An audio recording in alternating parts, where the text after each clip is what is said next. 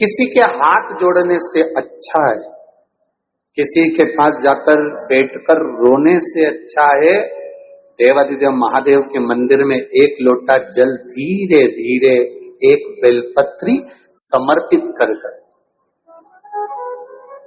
बेलपत्री की जो डंडी है बस शिवलिंग पर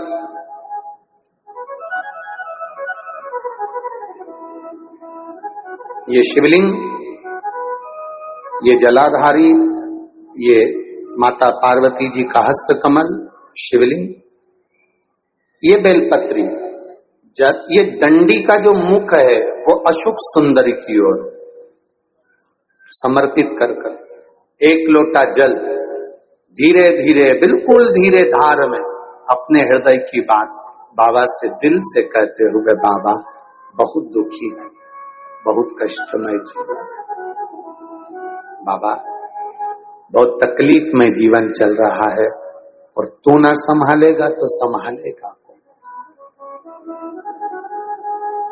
तुम्हें माता च पिता तुम्हें बंधु च सखा, सब कुछ तो तुमको मान लिया। जब से शिव महापुराण की कथा सुन रही हूं तब से मैंने किसी को नहीं केवल आपको पिता माना है, आपको भाई माना है, आपको सखा माना है, आपको अपना माना, आपको दादा माना, आपको मैंने जाना। आप ही तो हैं जो संभाल सकते हैं। शिव बाबा से एक लोटा जल अगर समर्पित कर रहे हैं धीरे धीरे, कभी तुम्हारे चित्त में ऐसा आए कि मुझे बहुत टेंशन चल रहा है और मेरा जीवन ठीक नहीं चल रहा, हम कहेंगे, आज के जमाने में लोग हताश हो जाते हैं तो सोचते हैं कि सुसाइड कर लूं, मर जाऊं। हम उनसे इतना सा कहना चाहेंगे कि मरने का प्लान फिर बाद में कर ले।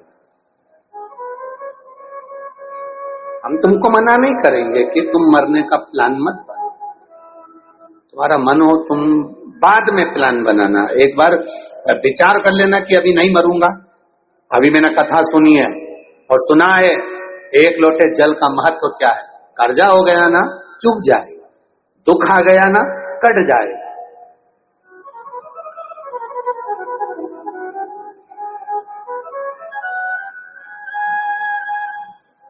कर्जा भी हो गया तो कटेगा, मिटेगा। मरना उसका कोई एक प्लान नहीं है कि कर्जा तुम मर जाओगे तो कर्जा तुम्हारा चुक जाएगा। ना ना ना ना, कर्जा हो गया ना चुकाएगा बाबा। तुम्हारा विश्वास दृढ़ रखो, अपने भजन के बल को बढ़ाओ, शिव मंदिर में जाने का समय का आनंद पाओ, शंकर जी पे एक लोटा जल चढ़ाओ तो दिल से चढ़ाओ। राम नाम, कृष्ण नाम, शिव नाम जो जप रहे हो उसको दिल से जपो, भगवान की भक्ति दिल से करो। आया हुआ समय, आया हुआ दुख कटेगा, थोड़ा समय लगेगा, धीरे धीरे धीरे धीरे वो कट जाएगा। वो बर्तन होता है ना बहुत काला हो जाता है तो उसको माताएं रगड़ती है, वो साफ नहीं होता तो फिर क्या करते हैं उस बर्तन को। अगर बर्तन साफ नहीं हो ना तो फिर उसको क्या करते हैं, उसमें छाछ भर देती है, दही भर देती है, नींबू लगाकर छोड़ देती है, खट्टी चीज से वो साफ हो जाएगा। तो थोड़ा अगर समय लग रहा है और लगे कि तुमको कि ये ठीक नहीं हो रहा है तो समझ लेना कि भगवान ने भी कोई छाछ भर दी होगी, भगवान सुन क्यों नहीं रहा, भगवान ने भी कोई दही भर दिया होगा, ये समर क्यों नहीं रहा, ये ठीक समय आ क्यों नहीं रहा। आएगा, थोड़ा बाबा पर भरोसा रखो, विश्वास रखो, सारी समस्या का हल एक लोटा आप बाबा को समर्पित करो। बोल बम का नारा है, बाबा एक, उसके सहारे जियो ना। हम क्यों संसार वालों के सहारे। एक तमिलनाडु में नंदनार नाम का एक मजदूर रहता था जिसको बधुआ मजदूर कहते हैं। बधुआ मजदूर मतलब किसी के यहाँ, किसी सेठ के यहाँ, किसी धनपति के यहाँ किसी को बेच दिया जाता, ये आज से तुम्हारा नौकर है।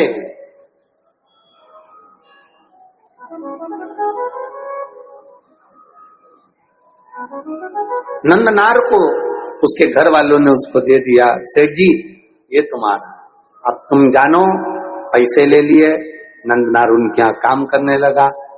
नंदनार खेती का काम करता, मजदूरी करता, बहुत दिन भर उससे काम करवाते हो, फिर पैसा में खरीदा है तो फिर तो काम करवाएंगे। इसीलिए तो हम आप लोगों से कहते हैं लड़का लड़की की शादी करो तो पैसे से मत करो कि साहब हमने 10 लाख रुपए लूंगा, एक गाड़ी, फ्रिज, कूलर, वॉशिंग मशीन सब देना पड़ेगा, तब मैं लड़के की शादी तुम्हारे यहाँ करूंगा। मतलब तुम लड़के को बेच दिए हो। अब लड़के को तुमने अगर ससुराल वाले को बेच दिया है तो ससुराल वाले, अब तुम ये मत कहना कि तुम्हारा छोरा है, तुम्हारा बेटा है। तुमने एक गाड़ी, एक फ्रिज, एक वॉशिंग मशीन, एक इतना सोना, चेन, अंगूठी, मोबाइल, पर्स, इसके चक्कर में तुमने अपने लड़के को लड़की वालों को दे दिया। अब तुम ये छोड़ दो कि लड़का तुम्हारा है। अब वो तुमको पापा जी भले कहले, पर तुम्हारा सम्मान नहीं करेगा, सम्मान वो अपने ससुर का करेगा। क्योंकि 10 लाख की गाड़ी, एक फ्रिज, एक वॉशिंग मशीन, एक 2 जोड़ कपड़े में तुमने बेच दिया। अब बेच दिया तो वो आदर उनका करेगा। आपको बोलेगा पापा, उनको बोलेगा पापा जी। आपको बोलेगा मम्मी, उनको बोलेगा मम्मी जी। बोलना पड़ेगा क्योंकि जगदम्बा वहीं खड़ी है। नहीं बोलेगा तो ये चंद्र घंटा घंटा बजा देगी। बोलना पड़ेगा, खरीदार। घर में बहू लेकर आना, कार वाली कभी मत लाना, संस्कार वाली लेकर आ जाना। कार वाली बहू मत लाना बाबा, संस्कार वाली लेकर आना। जब संस्कार वाली बहू हमारे घर में प्रवेश करती है तो वो हमारे जीवन को सार्थक करती है। विद्वत ब्राह्मण जन, भूदेवता, पृथ्वी के देव, ब्राह्मण जन जब किसी लड़का और लड़की की पत्रिका मिलाते हैं, गुण मिलाते हैं, तो वो यही देखते हैं कि संस्कारवान लड़की इनके घर में प्रवेश करे। भूदेव यही चाहते हैं, ब्राह्मण यही पूजन पाठ के माध्यम से आपको वर प्रदान करते हैं। ब्राह्मण देवता आपको ये वर देने का प्रयास करते हैं कि आपके घर में सुख समृद्धि, सुख शांति, वैभव, प्रतिष्ठा सब बनी रही। ये भूदेव का एक आनंद है, ये ब्राह्मण देव का एक आनंद है।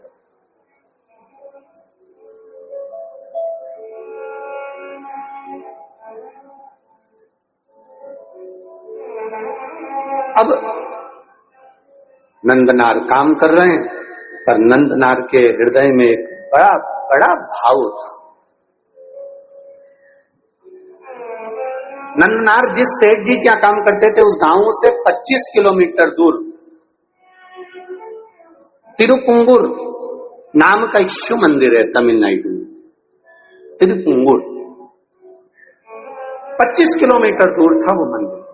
नंदनार शिव की भक्ति में रमे रहते थे, खेती करते, काम करते, दलिया धोते।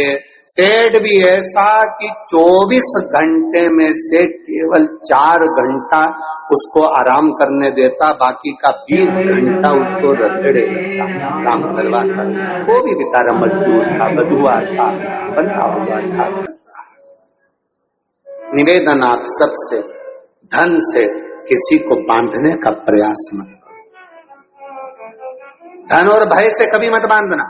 आज तक इस शिव महापुराण की कथा में आपको कभी भय नहीं बताया कि तुम अगर शंकर जी को जल नहीं चढ़ाओगे तो तुम्हारे साथ ऐसा हो जाएगा, तुम अगर शंकर जी का व्रत छोड़ दोगे तुम्हारे साथ ऐसा हो जाएगा, तुम अगर शंकर जी के साथ ऐसा करोगे तो तुम्हारे साथ ऐसा हो जाएगा। क्योंकि शिव महापुराण में कोई भय लिखा ही नहीं है। ये तो दुनिया के लोगों ने शंकर भगवान को भय बना दिया। शिव जी क्रोध के देवता हैं, रुद्र देवता हैं, गलत करोगे गुस्सा करेंगे, गलत करोगे ऐसा हो जाएगा। शिव महापुराण की कथा कहती है शंकर भगवान को पशुपतिनाथ कहते हैं। पशुपतिनाथ मतलब पशुओं का भी वो देवता है, साधारण सा नहीं, वो भोला है। उसको क्रोध तो केवल तब आता है जब उसके भक्तों पर विपदा आती है, और वो विपदा कटती नहीं तब मेरे महादेव को क्रोध आता है। हर कभी शिव जी को क्रोध नहीं आता, हर कभी शंकर भगवान को क्रोध नहीं आता। घर में रहने वाली माँ को हर कभी क्रोध थोड़ी ना आता है, घर में रहने वाली स्त्री को, घर में रहने वाली बहू को हर कभी क्रोध नहीं आता। जब देवरानी जेठानी में क्रोध कब आएगा? देवरानी जेठानी की झगड़ा होगा तो गुस्सा नहीं आएगी, पति की बात होगी तो झगड़ा नहीं, क्रोध नहीं आएगा। देवरानी जेठानी में लड़ाई होती है केवल औलाद के चक्कर में, बच्चों के चक्कर में। जब अपने पुत्र की बारी आती है और बच्चे के साथ अगर कोई बात हो, अगर जेठानी ने डांट दिया, देवरानी ने कुछ कह दिया, किसी ने कुछ कह दिया, मोहल्ले के लोगों ने कुछ कह दिया, बच्चों के चक्कर में, जब घर की बहू, घर की दादी, घर का बुजुर्ग, घर का बड़ा अपने बच्चों के चक्कर में क्रोध कर सकता है, तो मेरा महादेव भी अपने भक्तों के चक्कर में क्रोध कर सकता है। जब उसके बच्चों को चोट पहुंचे, उसके हृदय को चोट पहुंचे।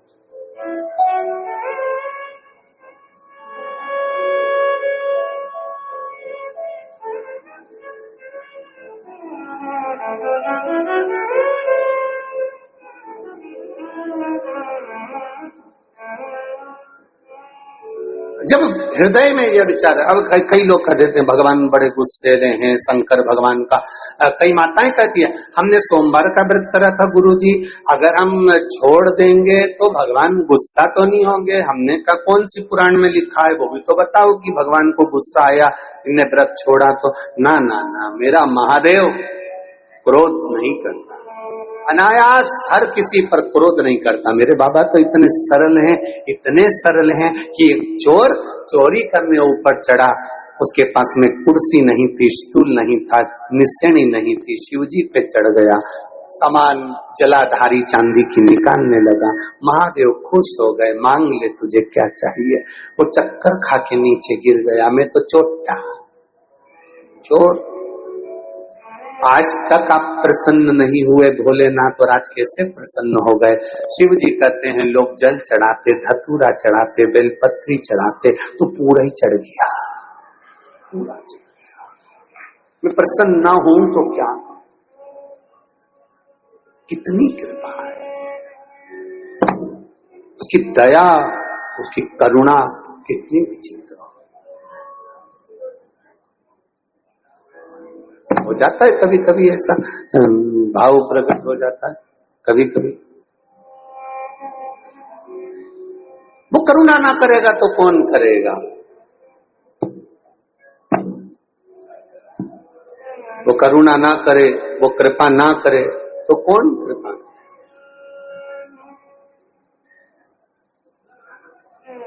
तो वो एक लाइन गुनगुनाते ना, ओ पालन हारे निर्गुण जाने, तेरे बिना हमारा कोई नहीं। ओ पालन हारे निर्गुण जाने, तुमरे बिना मेरा कोई नहीं। हमारी उलझन में सुलझाओ भगवान, तुमरे बिना हमारा कोई नहीं। तुमरे बिना हमारा कोई नहीं, तुमरे बिना हमारा ओ पालनहारे निर्गुण न्यारे, तुमरे बिना हमारा कोई नहीं। हमरी उलझन सुलझाओ भगवान, तुमरे बिना हमारा कौन है तेरे से? लाखों के दुखड़े जो तू हर गया डमरू वाले, तो मेरे दुखड़ों को देखकर क्यों डर गया डमरू। एक पत्र आया है, देखिए बड़ा भाव से किसी ने लिखा, बड़ा भाव।